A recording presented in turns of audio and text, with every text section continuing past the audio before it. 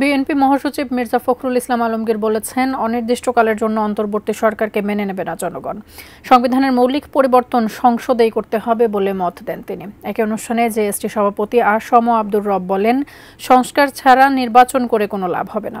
আমিনুল ইসলামের রিপোর্ট। সোমবার ঢাকা রিপোর্টার্স ইউনিটিতে দ্বিকক্ষ বিশিষ্ট পার্লামেন্ট উচ্চকক্ষের গঠন বিষয়ে এক আলোচনা সভার আয়োজন করে জাতীয় সমাজতান্ত্রিক দল জেএসডি।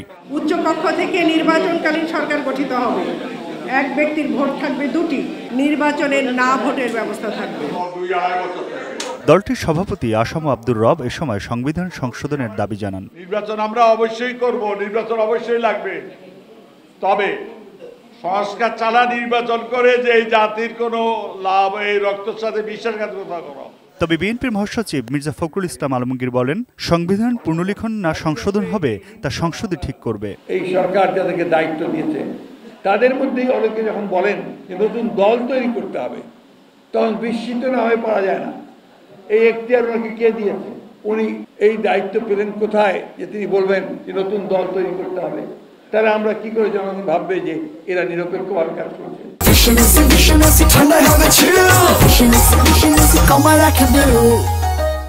অন্তর্বর্তী সরকারের অনির্দিষ্টকাল ক্ষমতায় থাকা ঠিক হবে না বলেও মন্তব্য করেন মির্জা ফখরুল।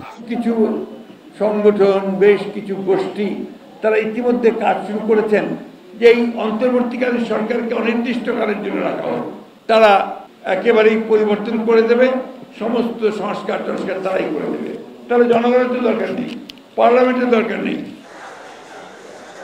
বিএনপি মহাসচিব এরপর ছাত্র জনতার আন্দোলনে আহতদের দেখতে পঙ্গু হাসপাতালে যান।